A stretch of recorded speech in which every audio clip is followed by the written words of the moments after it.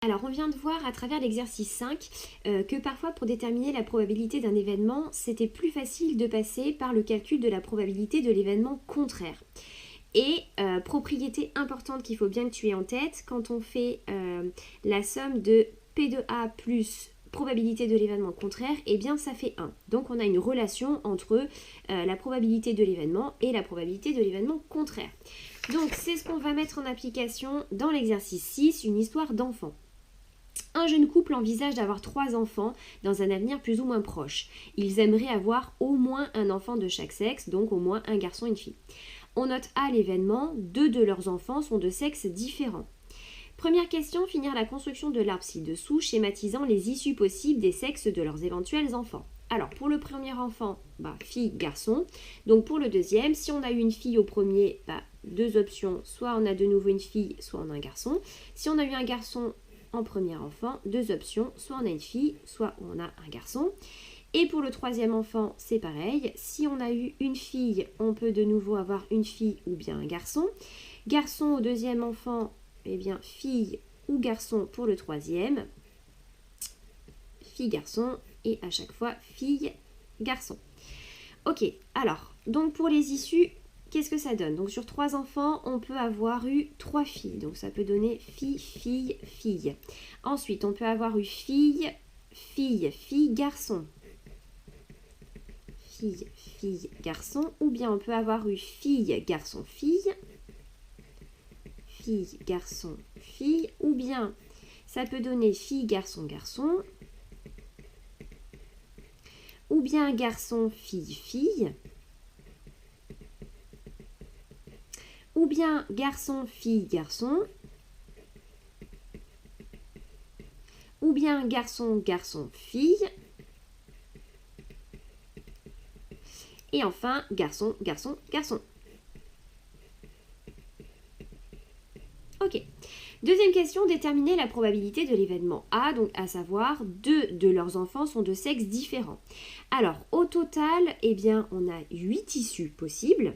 Donc 8 issues possibles pour le sexe de leurs 3 enfants, puisqu'on a 2 issues pour le premier. Ces 2 issues sont chacune remultipliées par 2 pour le deuxième et de nouveau multipliées par 2 pour le troisième enfant.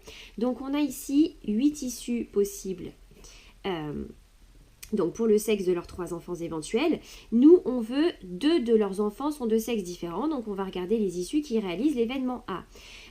Donc 2 de leurs enfants sont de sexes différents, eh bien on en a une première ici, une deuxième, 3, 4, 5 et 6. On a 6 issues possibles sur les 8. Donc P de A, c'est 6 huitièmes, c'est-à-dire aussi 3 quarts et donc 0,75. Question suivante, décrire par une phrase l'événement contraire de A et déterminer la probabilité qu'il se réalise. Alors, quand on a 3 enfants, en gros, soit on a 3 enfants de même sexe, c'est-à-dire 3 filles, 3 garçons, ou bien on peut avoir 2 filles, un garçon, ou bien un garçon, 2 filles. C'est-à-dire, soit on a 2 enfants de sexe différents, soit ils sont de même sexe. Donc l'événement contraire de notre événement A, eh bien ce sera les 3 enfants sont de même sexe.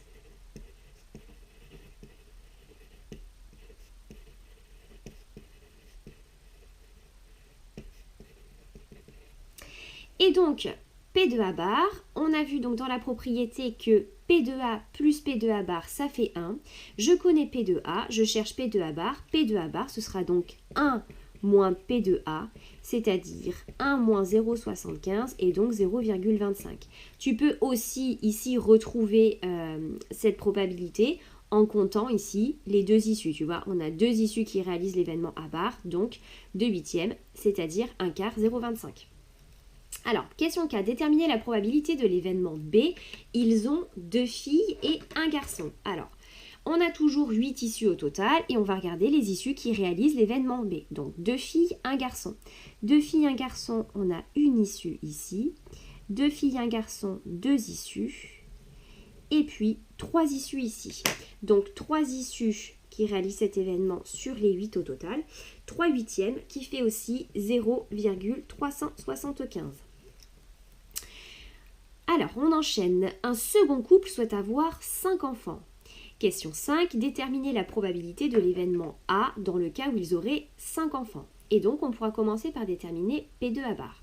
Alors, ici, donc c'est la même question. On se demande, on cherche à calculer la probabilité que 2 de leurs enfants sont de sexes différents, mais ce coup-ci avec 5 enfants.